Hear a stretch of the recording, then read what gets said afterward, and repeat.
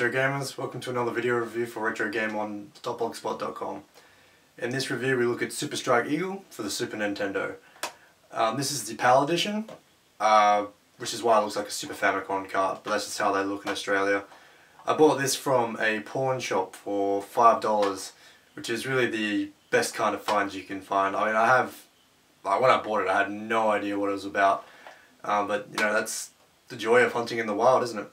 The Super Strike Eagle was released in 1993 by a developer named Microprose. Microprose were known for a lot of other aircraft kind of dogfight games using jet aircraft and whatnot.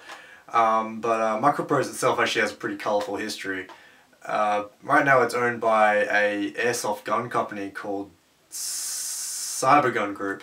And I don't really know how that came to be, but before that they were owned by Hasbro, and then they were owned by Atari. So the storyline for this game is actually quite in depth. I didn't really expect it for a game that I bought for $5 just in a random shop. But the idea is you're a fighter pilot working for the UN, and you do missions for them to align renegade nations just back in line with what the UN wants. So for example, you may take out a nuclear power plant for a random country because the UN deems it, unacceptable. So the gameplay itself in the game is split between 3 different perspectives. The first one is just a first-person view, and in that one you just take on aircraft, MiGs mostly, head-on. You just kind of first-person dogfighting, and it's actually pretty cool, but it's pretty easy though. I think it's just kind of a time filler. The second perspective is just a basic top-down view, and this one it's mostly used just to get from location to location on the map. The third view though, I think that's probably the best part of the game.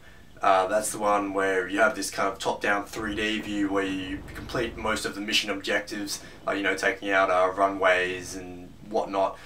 All these perspectives kind of jumbled into the one game can seem a bit confusing at first, and it actually led me to not really play the game for a while, to kind of just avoid it. But once you get used to it, I guarantee it is quite a lot of fun. So like I said, the first top-down view is mostly used to get from location to location on the map, but there are dogfights with MiGs during this period as well, and it can be a bit tricky. So it can make it quite tense to get it from, getting anywhere, even if you have low damage and you have people shooting at you all the time. The second top-down view is generally my favourite part of the game though. It uses, it makes great use of this awesome thing called Mode 7, which is just kind of like a graphics processor in certain Super Nintendo carts. But this is the best part, you fly in and out of turrets shooting at you to take out objectives, flying around this huge top-down 3D map. It really is the best part of the game. So once you complete all your objectives in the game, it's where you then have to fly back to base, avoiding certain MiGs shooting at you in various perspectives, to go back to your aircraft carrier to land. Now this is the hardest bit of the game. You've actually, it puts you in another Mode 7 kind of view as you go into land, and I just can't figure it out, just how to land properly, which is why I can't progress to the next part of the game. I've only ever been able to play the intro level. Looking around on the internet, there seems to be a lot of people having the same problem. I did try to find a manual online, so then I could figure out what to do, but all the manuals I found, all the digital forms, they all lead to dead links.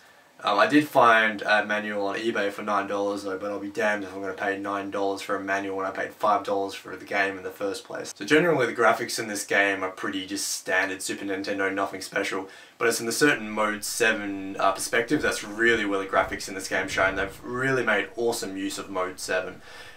It just makes combat so fun, going up and down as easily as you can. It does make the flying a bit unrealistic. Obviously you just stall in real life, but it doesn't matter, it's a 20-year-old game. The music in it is catchy and not really annoying, but it's nothing really groundbreaking. It's pretty standard for a game of that age. It's actually pretty aligned with music you'd expect from an early 1990s action film. So to sum things up, it was a pretty fun game and I did enjoy what I could play of it. It's relatively common. I saw a few copies on eBay, but I would recommend getting a copy that comes with a manual if you can, because as I said, there's a few controls in there that just, I don't know, I can't figure them out. Maybe someone else can. I probably wouldn't pay more than $10 for it on eBay though, and I probably won't go more than $5 in the wild like I did. Anyway, thanks for watching. Please check out my blog. Catch you later.